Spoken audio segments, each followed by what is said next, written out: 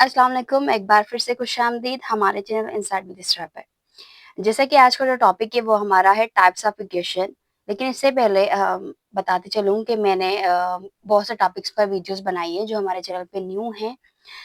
तो वो चैनल को सब्सक्राइब कर दें, वीडियोस को लाइक करें क्योंकि इसके अलावा भी दूसरे डिफरेंट टॉपिक्स हैं जो कि आपके लिए हेल्पफुल हो सकते हैं। इससे पहले मैंने एक टॉपिक पर वीडियो बनाई थी, वो था डिफरेंस।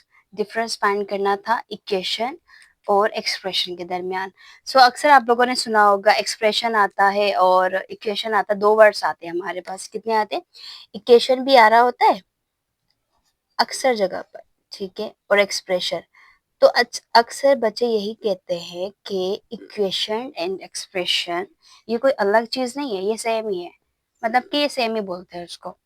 तो इक्वेशन एक्सप्रेशन के दरमियान फ़र्क होता है थोड़ा, तो वो मैंने सारा वाज़े किया था वहाँ पर दूसरी वीडियो में। तो जिसने वो वीडियो नहीं देखी, वो वीडियो को देखें जल्दी से जाकर और कमेंट करके ज़रूर बताएँ कि आपको वीडियो कैसी लगी। और दूसरा ये कि आप टॉपिक्स बताया करें, जैसे अभी हमारे पास और भी कमेंट्स आई हैं डिफरेंट टॉपिक्स के लिए, हम उसपे वीडियो बनाएँगे इंशाल्लाह।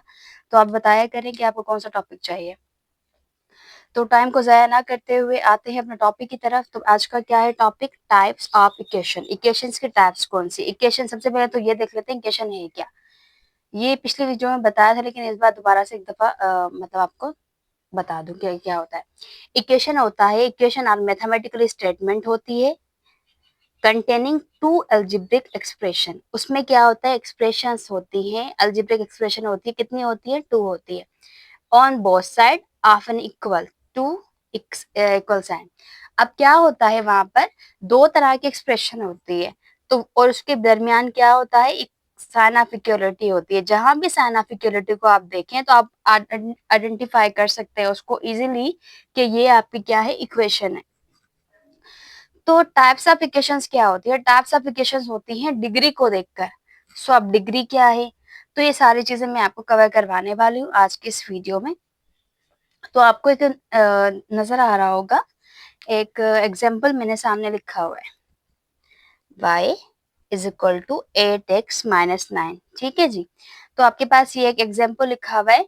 अब ये आप क्या कहोगे? ये है क्या आपके पास? तो आपने अभी भी डेफिनेशन पढ़ी, जब दो अलजेब्रिक एक्सप्रेशन हो और उनके बीच में क्या हो? साइन ऑफ इक्वलिटी हो, then you can say that this is called the equation. Okay. अब देखें, ये एक वेरिएबल है, इसके इसके दरमियान और ये पूरा, ये दो हमारे पास क्या हो गई? अलजेब्रिक एक्सप्रेशन हो गई। अब अलजेब्रिक एक्सप्रेशन क्या होती है? जिसमें आपके पास क्या आ रहा होता है? वेरिएबल्स आ रहे होते हैं, कोएफिशिएंट्स आ रहे होते हैं आपके पास। तो वो आपके पास क्या होता है? वो आपके पास होता है एक्सप्रेशंस। ठीक है। और अलजेब्रिक एक्सप्रेशन कहा जाता है। और इक्वेशन कौन सी होती है? जिसके दरमियान क्या हो? साइन ऑफ इक्वलिटी हो। ठीक है। So y is equal to 8x minus 9। और इक्वेशन का ये भी होता है कि आपको दो चीजों को बराबर करने। अगर मैं कहूँ कि ये इसकी वैल्यू यानी कि 8x इज माइनस 9, तो ये यहाँ पर इसकी वैल्यू खिला रही है, यानी y इसके इक्वल है। ठीक है। यहाँ पर y शो करवा रहा है, इसके इक्वल आ रहा है। इसके दरमियान मतलब कि इसके बाद दूसरी एग्जांपल्स आती है क्वेश्चंस की। तो उसमें भी यही होता है कि आपको एक वैल्यू मिली होगी, दूसरी आपको फाइंड करनी होगी। ठीक है। तो ये हमारा क्या हो गया? ये हो गया इक्वेशन। ठीक है। Equation is very simple topic, ये डिफिकल्ट नहीं है। अब आते हैं टाइप ऑफ की तरफ। क्या होते हैं इसके टाइप्स? क्या होती है? लेकिन उससे पहले बता दूं कि मैंने इसका थोड़ा सा डिफाइन किया इसके पार्ट्स की तरफ, क्योंकि अक्सर बच्चे कंफ्यूज होते हैं कि इक्वेशंस तो है, अब इसमें कोएफिशिएंट कौन सा है, इसमें वेरिएबल कौन सा है, इसमें डिग्री कौन सी है, मतलब अक्सर परेशान हो रहते हो। तो मैंने क्या किया है कि उस पार्ट्स को अलग से डिफाइन किया है, तो वो सारा मैं आपको बताऊंगी। ओके जी, चलते हैं पार्ट्स की तरफ। आपका दूसरा है parts of an equation. Parts of an equation क्या होता है? आते हैं इसके स्टेटमेंट तरफ। There are different parts of an equation which includes coefficients, variables, operators, constants, terms, expression and n equal to sign। अब इक्वेशन के पार्ट्स कौन से होते हैं? तो कौन कौन से होते हैं? Coefficients, variables, operators, constants, terms, और क्या होता है? टर्म्स, एक्सप्रेशन, और क्या? Equal to sign. ठीक है। अच्छा, ये सारी चीज़ें आपके पास क्या होती हैं? ये होती है इसके पार्ट्स में। अब आप लोग किस तरह से आइडेंटिफ़ाई करेंगे? यहाँ पर सामने-सामने मैंने आपके उसके लिए आसानी के लिए एक एग्ज़ाम्पल लिखी हुई है 2x + 9 इज़ इक्वल टू 24। अब ये तो आपको पता है इक्वेशन है। क्यों इक्वेशन है? क्योंकि साइन ऑफ इक्वलिटी आ रही है, ठीक है? अब इसके पार्ट्स कौन-कौन से तो उसको देख लेते हैं।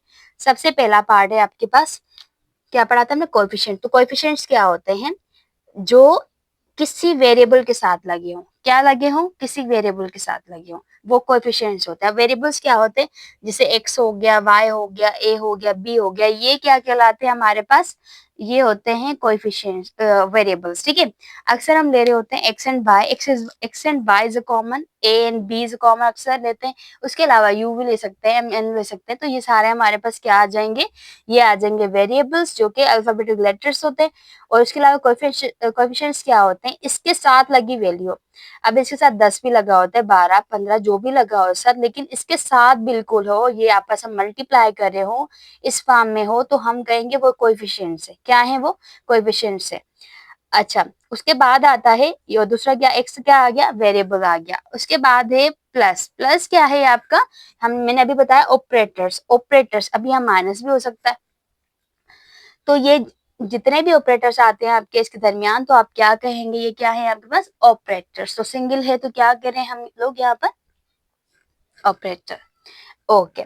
उसके बाद है 9। अब आप कहोगे 9 is a coefficient, but no, coefficient and constant both are different. Why? Because constant वो होते हैं जो चेंज नहीं हो सकते।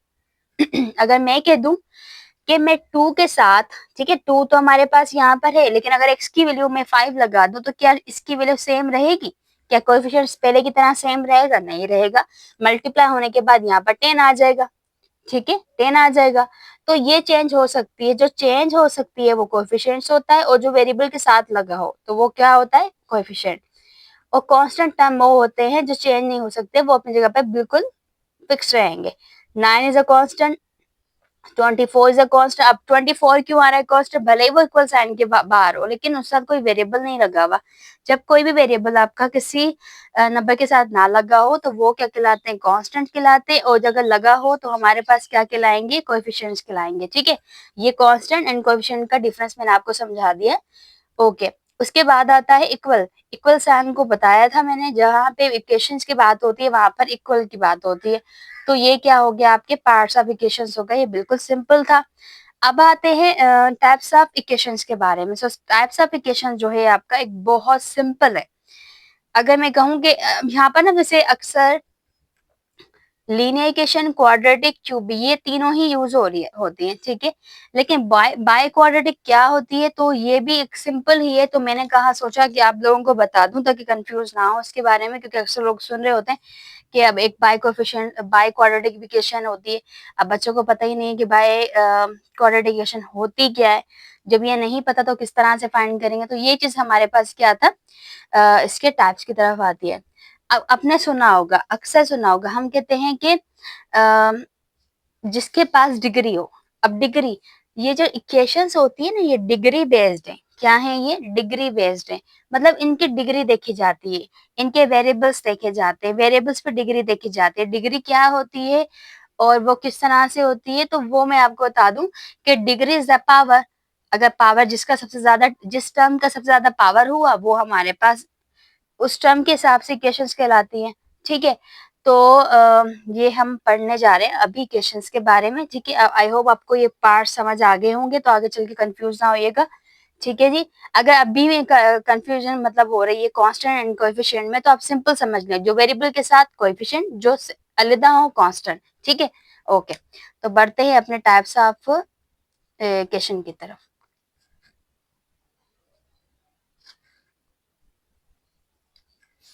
ठीक है जी। तो ये आ गया आपके टाइप्स। सबसे पहले जो टाइप्स थी आपके पास वो क्या थी? Linear equation. अब लीनियर इक्वेशन का मतलब क्या था तो वो आके समझते हैं, फिर उसके बाद उसके एग्जांपल्स भी देखते हैं, उसके स्टैंडर्ड फॉर्म भी देखते हैं, ठीक है। तो equation which with one as a degree are known as a linear equation. अब देखें, जिसके पास 1 डिग्री हो वो इक्वेशन, वो इक्वेशन जिसके पास 1 डिग्री हो। अच्छा, अब वो क्या कहलाता है, वो कहलाता है लीनियर इक्वेशन। अब वो किस तरह से तो मैं बता देती हूँ आप लोगों को। ओके, लेकिन उससे पहले 2 पॉइंट्स हैं आपके पास। कह रहे हैं कि these can be further classified into linear equation in one variable, linear equation in two variable। अब कहते हैं linear equation तो है 1 डिग्री तो है, जाहिर सी बात है तो 1 वेरिएबल चाहिए होगा, लेकिन नहीं, ये 2 चीजों में डिवाइडेड होता है। कौन कौन सी हैं वो? एक होता है 1 variable, second one is 2 variable. अब 1 वेरिएबल और 2 वेरिएबल में क्या फर्क होता है ये देखें। एग्जाम्पल मैंने इसके हिसाब से लिखी हुई है। Example 3x plus 5 is equal to 0। अगर मैं कह दूं 3x 5 इज इक्वल टू 0 तो आप क्या करेंगे इसके अंदर? आप कहोगे कि यहाँ पर मैं x की वैल्यू फाइंड करूंगा, ठीक है, x की वैल्यू फाइंड करूंगा, लेकिन आप ये सिंपल देख लें इसको डिग्री के हिसाब से हम किस तरह से मेंशन करें। अगर मैंने आपको बताया था, मैंने कोई भी हमारे पास वेरिएबल है, कोई भी नंबर है जिसके पास कुछ भी नहीं है, उसके पावर कितना होता है? 1 होता है। अगर मैं कह दूं कि x यहाँ पर सिंपल है तो आप कहोगे नहीं, इसके पास पावर 1 है। अगर ये यहाँ पर x है तो इसके पास भी पावर 1 है, अगर ये है तो इसके पास भी पावर 1 है। इसका मतलब ये हुआ कि हर उसके ऊपर 1 का पावर होता ही है, अगर लिखा ना हो तो कोई मसला नहीं है। अगर मैं ये कह दूं ये 5 है, ठीक है, 5 है आपके पास, तो क्या 5 एक पॉजिटिव नंबर है? तो आप कहोगे बिल्कुल, ये नेगेटिव नहीं है, क्योंकि नेगेटिव अपने आप को शो करवाता है, वो एक क्या है कि मैं कह दूं कि वो अपने साथ अपनी साइन को लेके चलता है, लेकिन पॉजिटिव ऐसे लेके नहीं चलता, वो उसको लगाओ ना लगाओ वो पॉजिटिव ही रहेगा, ठीक है। तो ये 5 इज अ पॉजिटिव नंबर, तो 5 क्या हो गया आपके पास? ये पॉजिटिव नंबर हो गया। ओके, इस तरह से ही हमारे पास अगर x के ऊपर कुछ नहीं है तो हम क्या आइडेंटिफाई करेंगे कि ये क्या है हमारे पास? ये पावर 1 है।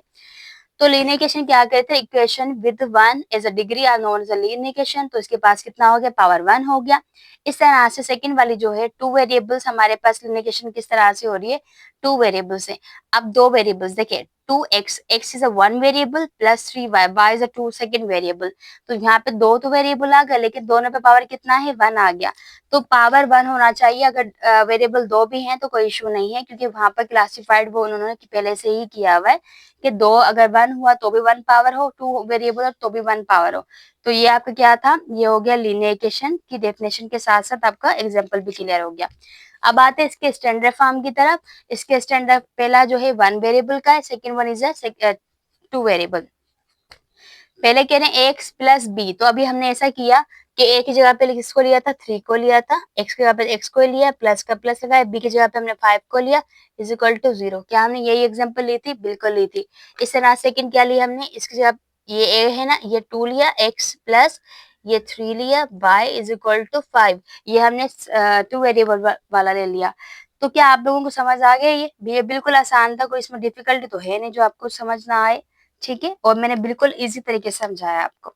ओके, ये था लीनियर इक्वेशन। अभी ये हमारे पास सिर्फ और सिर्फ क्या है इसका, ये आपकी डेफिनेशन है, ठीक है। जब आप कोर्सेज की तरफ आएंगे आप इसके लीनियर इक्वेशन का पूरा पूरा एक चैप्टर है, इस तरह से क्वाड्रेटिक का एडवांस चैप्टर, यानी कि उसमें मैट्रिक में आता है, तो ये सारा आप लोग पढ़ेंगे। लेकिन अभी फिलहाल डेफिनेशन करते हैं ताकि आप लोगों को ये चीजें क्लियर हो जाए। ओके, सेकंड है हमारे पास क्वाड्रेटिक, ठीक है। क्वाड्रेटिक हमारे पास क्या है? क्वाड्रेटिक इक्वेशन है। कौन सा? Equation with degree 2 are known as quadratic equation. क्या कह रहे हैं आपसे? आपसे कह रहे हैं कि इक्वेशंस तो हैं विथ डिग्री 2, जब 2 डिग्री की बात आए तो वो क्या कहलाता है? क्वाड्रेटिक कहलाता है, ठीक है। अब क्वाड्रेटिक किस में कहला रहा है? 2 डिग्री में कहला रहा है। इसका स्टैंडर्ड फॉर्म पहले देख लेते हैं। कह रहे हैं स्टैंडर्ड फॉर्म क्या है? A X square plus B X plus C is equal to 0। अब आप देखो, इसके पावर तो 1 है, ठीक है, इसके पावर कितना है? 1 है। लेकिन सबसे ज्यादा किस टर्म का है? 2 है, और ये हाईएस्ट पावर है ना इस पूरी इक्वेशन का। अच्छा, अब डिग्री हमारे पास क्या कहलाती है? डिग्री एंड पावर बहुत ज्यादा डिफरेंट थिंग, ठीक है। अब एक्स हमारे, अगर हम सिंपल कह दें कि मैं कह दूं 2x3 प्लस, चलो यहाँ 2 लेते हैं, 2y इज इक्वल टू 5, सही है, ये आ गया। अगर मैं ये दूं इस पे पावर क्या है? 1 है, इस पे पावर 2 है, ठीक है। पावर क्या है? 1 है, इस पे 2 है। पावर तो हमने बात कर ली, पावर क्या होता है? एक पावर आ गया, जिससे 1 एंड 2 आ गया। अब जब बात डिग्री की आती है, अब डिग्री क्या होती है कि इन दोनों में से हाईएस्ट पावर किसका है? किसका है? हाईएस्ट पावर किसको आप कहोगे 2 है हाईएस्ट पावर, तो हम कहेंगे इस पूरी इक्वेशन की जो डिग्री है वो कितनी हो गई है, वो हो गई है 2। पावर तो उनके डिफरेंट है लेकिन डिग्री 2 है। अब डिग्री क्यों है? क्योंकि इक्वेशन का सबसे ज्यादा जिस टर्म का पावर होगा और वो उनको प्लस करने के बाद या विदाउट प्लस करने के बाद पहले से ही आपके पास पावर ज्यादा आ रहा हो तो वो आपकी डिग्री कहलाती है। ठीक है, हाईएस्ट पावर का आल्सो कॉल्ड द डिग्री। तो ये आपका हो गया सिंपल सा क्वाड्रेटिक इक्वेशंस हो गए आपके पास। उसके बाद इसके एग्जांपल्स को देख लेते हैं। अच्छा, एग्जांपल जैसे कि मैं अब कह दूं कि यहाँ पर एक स्टैंडर्ड फॉर्म है, स्टैंडर्ड फॉर्म के जरिए ही मैं ले लेती हूँ। फॉर सपोज मैं कहूँ एक ही जगह पे मैं लेती हूँ 3 को, एक्स स्क्वायर तो एक्स स्क्वायर ले लेंगे, प्लस का प्लस, बी की जगह पे 4 ले लेती हूँ, एक्स का एक्स आ गया, प्लस का प्लस, सी की जगह पे ले लेती हूँ 3 इज इक्वल टू 0। अब यहाँ पर देखें आप, क्या सबसे ज्यादा पावर 2 है आपके पास? इन पूरे उसमें से देखिए सबसे ज्यादा पावर किसके पास है? 2 के पास है। 2 है इसके पास, ठीक है। तो 2 इसका क्या हो गया? डिग्री कहलाएगी, और जिसकी डिग्री 2 हो वो कौन से कहलाता है?